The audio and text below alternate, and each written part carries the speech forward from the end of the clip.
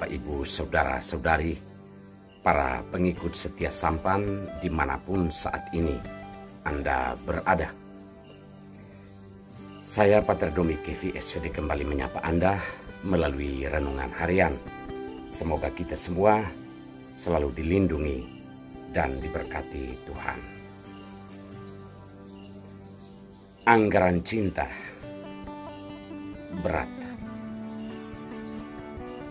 Saudara-saudari terkasih, saya memberi judul demikian berdasarkan refleksi atas kedua bacaan hari ini, di mana bacaan pertama mengatakan bahwa barang siapa tidak mengasihi atau tidak mencintai, ia berbuat jahat. Karena cinta kasih atau mengasihi itu adalah kegenapan hukum Taurat. Hal berbeda dikatakan oleh Yesus bahwa barang siapa tidak membenci bapa, ibu, dan saudara-saudarinya, ia tidak layak menjadi muridku.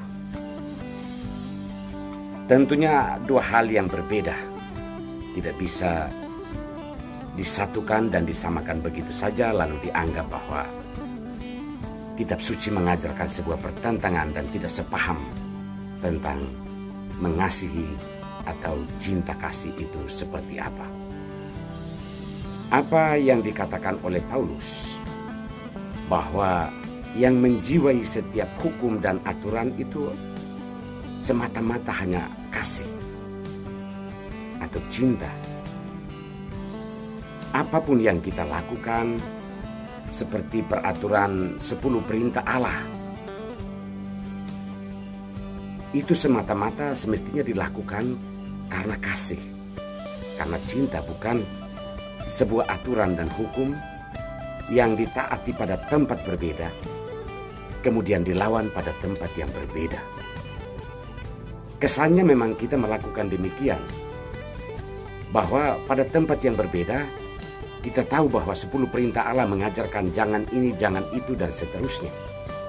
Tetapi di tempat yang berbeda, kita bisa berlaku terbalik. Kita melakukan hal yang jahat terhadap Tuhan dan terhadap sesama manusia. Hal ini terjadi karena apa? Menurut Yesus, hal ini sebenarnya terjadi karena orang masih mencintai dirinya sendiri. Begitu terikat dengan dirinya, sehingga sulit untuk melepaskan apapun yang melekat dengan diri. Apa yang dikatakan Yesus bahwa barang siapa tidak membenci bapak, ibu, saudara-saudarinya, ia tidak layak menjadi muridku. Itu semata-mata bukan ajakan untuk kita membenci orang lain, tetapi bahwa ungkapan kecintaan kita kepada Tuhan dan sesama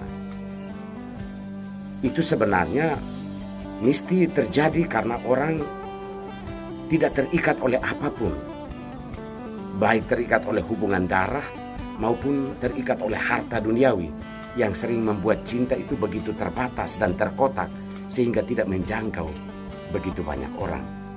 Yesus mengatakan bahwa jika kita tidak membenci kaum keluarga atau tidak membenci hal-hal yang terikat dalam arti bahwa melepaskan diri dari hal-hal tersebut, maka sesungguhnya kita itu tidak layak menjadi muridnya, karena kasih kita tidak akan universal. Kita hanya akan memikirkan kelompok kita hanya akan memikirkan diri kita sendiri, lalu perbuatan cinta kita itu sangat terbatas. Sekali berbuat baik, sekali mencintai orang, kita merasa itu sudah seluruhnya. Padahal cinta yang kita lakukan atau kasih yang kita lakukan terhadap sesama itu sebenarnya sangat penuh dengan syarat, sehingga sangat terbatas pula. Saudara-saudari terkasih, di sini baru kita sadar bahwa anggaran tentang cinta itu ternyata besar, berat, dan mahal. Karena untuk mencintai, orang harus sudah selesai dengan dirinya sendiri. Tidak ingat apa-apa tentang dirinya, yang dia berikan itu adalah seluruh dirinya. Pelayanan, memaafkan, dan pengertian yang mendalam tentang kehidupan orang lain. Sekalipun kita mungkin akan disebut bodoh, sekalipun kita akan disebut bahwa lugu seperti anak domba, tetapi itulah apa yang mesti kita lakukan. Karena ketika kita memutuskan untuk ikut Yesus, Yesus itu total dalam memberikan hidup pelayanannya kepada manusia. Maka kata kebencian dalam tanda petik harus terjadi dalam hati bahwa jangan terikat oleh apapun. Jika tidak, kita akan membangun sebuah kelompok berbeda atau membangun sebuah kehidupan yang berbeda, dalam arti bahwa kita mengkotak-kotakan kebaikan itu hanya dalam konteks hidup kita, dalam lingkup kita, dan tidak menjangkau keluar dari diri kita.